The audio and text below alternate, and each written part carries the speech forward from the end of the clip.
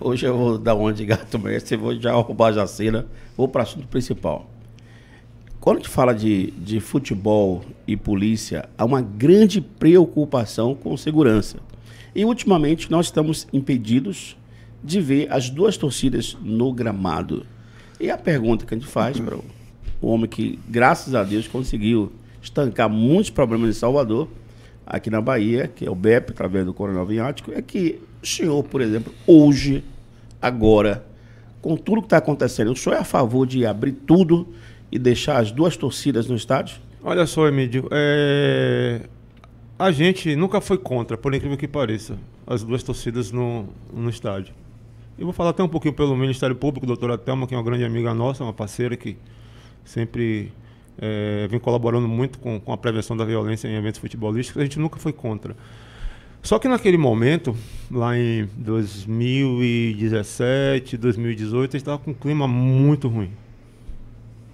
A questão da violência entre as duas torcidas, as principais, que hoje são a Bamor e os Imbatíveis. Então o clima estava muito ruim. E o que é que aconteceu? Vou fazer uma contextualização aqui bem rápida, já que o tempo da gente é curto, mas eu vou contextualizar esse processo todo que aconteceu. Então a gente teve um Bavi em 2017, que foi o primeiro Bavi do ano. E ali foi intitulado o Bavi da Paz. Se eu estiver errado, por favor. Não, está perfeitamente correto. Nos ajude. Então foi intitulado o Bavi da Paz. E me parece até que nesse jogo, eu estava fora do BEP, eu estava inclusive em outro estado nesse período. Eu acho que nesse jogo teve até uma torcida mista, porque é bom a gente diferenciar a torcida mista da torcida do visitante. Mista quando está misturado com no mesmo setor. Isso, no mesmo setor, Bahia e Vitória. E eu acho que nesse jogo teve uma torcida mista. Enfim. Só que o jogo já começou conturbado. No início, o confronto na região do dique, do Tororó, aí o uso da força, um negócio ruim. Já começou ali. E no final do jogo, houve um problema de um disparo de arma na região ali do dique, ali pegando abaixo da gama. Inclusive veio uma pessoa a óbito. A partir daí, se iniciou esse processo de torcida única. Tá? E o ano de 2017, ele continuou com a torcida única. Foram 5 ou 6 Bavis. Tá? E poucos problemas. Umas besteiras ali, outras a colar. E em 2018, e é esse medo que eu tenho agora. Em 2018, não vamos voltar com o visitante. Foi o primeiro Bavi de 2018, no Barradão. 18 de fevereiro de 2018. Com memória boa, viu? 18, fez uma fezinha. Pô, já pode até fazer uma... Bom, então aí se volta esse Bavi. E aí esse é o grande perigo. Então se volta, mas voltou ali ainda sem um pouco de planejamento, pressão de X, de Y, vamos voltar à volta. E esse Bavi foi catastrófico. Tanto fora do campo como dentro. Tá? Então você tem a torcida do Bahia chega lá com problema, muito confronto na parte de fora, antes da partida. Mesma coisa, uso de agentes químicos, uma coisa que a gente não quer que aconteça. Aconteceu. Durante a partida, o que acontece? Problema dentro do campo.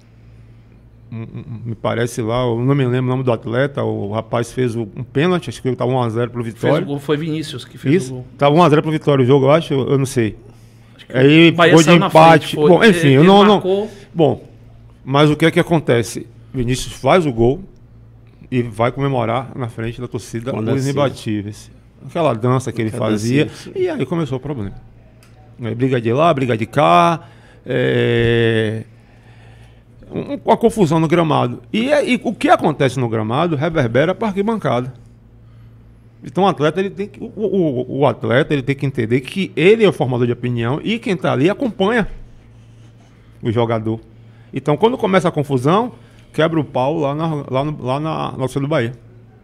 Briga, confusão. Tem a imagem de um cara subindo as escadas. Isso, né? Assim. Quebra um pau, arremesso de objetos da torcida do Vitória pro gramado. Tá? E aí começou. Desdobra, aí tem aquela questão das expulsões, né? Vitória parece que sai de campo, enfim, toda aquela história que todos já sabem que estão aqui nos assistindo, nos ouvindo. E quando termina o jogo, mais problema. Confronto lá fora, briga, confusão, gente ferida. Então, a partir daí, o Ministério Público, ele faz a recomendação da torcida única. E de lá para cá, se continua dessa forma. Mas esse ano passado, na verdade, se começou esse processo de volta. E o que eu sempre digo é só o cuidado para essa volta. É só o cuidado, um planejamento, uma coisa alicerçada para não acontecer o que aconteceu nesse período. Porque em 2017 a gente vai para a torcida única, em 2018 volta de maneira ali meio que sem planejamento e termina vindo a voltar a questão da torcida única. Então, essa é a única preocupação que eu tenho. Entendeu, Emílio? Entendi. Tipo assim, exemplo, a gente incorrer no que aconteceu naquele período. A gente voltar e daqui a pouco tem um problema grave. Não, volta para a torcida única. Então, a gente estruturar, a gente ter uma ajuda, e eu sei que vocês têm uma audiência muito grande, a gente precisa voltar com o Jecrim. É um apelo que eu faço à justiça, porque é necessário que a gente faça a punição dessas pessoas que se envolvem em problema. Porque se a gente não fizer isso, isso termina fazendo com que ocorra aquela chamada sensação de impunidade. A gente tem três aspectos aqui, Emílio, que como a gente costuma muito se debruçar nessa parte relacionada à violência no futebol, e a gente tem alguns autores que nós lemos, e aí a gente tem um entendimento, por exemplo, que a gente tem que trabalhar esse processo de prevenção da violência em ambientes futebolísticos em 3 fases, 3 momentos: curto, médio e longo. Curto é a punição. Punir o torcedor, não diria que nem punir cerceando a liberdade, mas punir impedindo que ele vá para o jogo. Então, Emílio se envolve um problema, agride e tal, alguma coisa, é conduzido à delegacia. Com o Jecrim lá já se faz a transação penal e você já sai penado, Emílio. Então você vai ficar 4 meses sem comparecer ao estádio. Então isso mata o torcedor. O torcedor que é fanático, aquele que está ali todo jogo, que sempre comparece, acompanha. Quando você tira uma pessoa dessa, talvez do lazer que ele mais goste, você faz com que ele sinta aquilo, né? Ele realmente, se eu fizer, eu vou ficar sem assistir o meu time do coração, ainda vai que eu torço. Justamente isso, mas ele está impedido. Então o que acontece? Ele vai para uma unidade policial no dia do jogo, do clube dele. Sim. E ele se aperta 2 horas antes e só sai 2 horas depois. Então, por exemplo, você cometeu um problema nesse jogo do Vitória, agora, o último jogo do Vitória e Bavi, no Bavi, né? Sim. Você já foi apenado e no jogo contra o São Paulo, você não vai pro Barradão. Você vai para a unidade policial justamente para permanecer lá. E não é assistindo o jogo não, viu? Você vai ficar lá em uma sala, aí a gente vai botar um filme para você assistir lá, Lagoa Azul, né? Que deu tempo aí, né? Pra gente. Imagine, mas você não vai. Jogando, vendo imagine, você tá lá, um time lá, se perder, vai ser rebaixado, e você sem saber, você fica doido.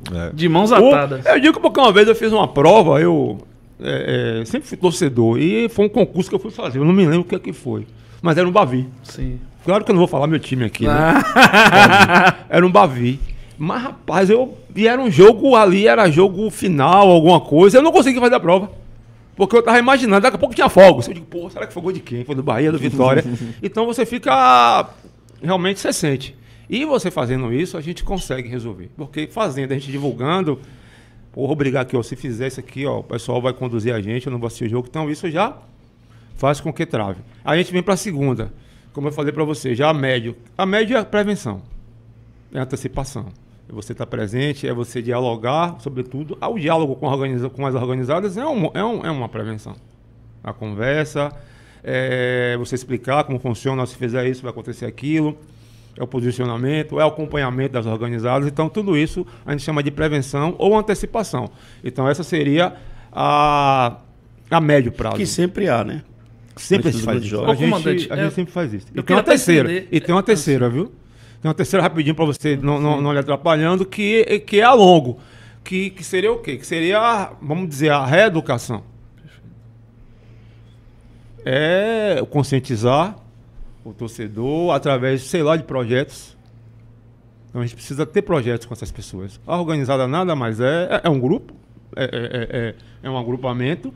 E só, Emílio, que também eles são, assim, o rótulo de organizada é sempre relacionado com violência, que de fato é. Mas a gente precisa também fazer algum projeto com essas pessoas. Não adianta. E essas pessoas resgatam muita gente. Eu vou lhe dizer uma coisa. Quando a família falta, quando a escola falta, esses rapazes, esses garotos de 16, 17, quem acolhe muitas vezes é a organizada.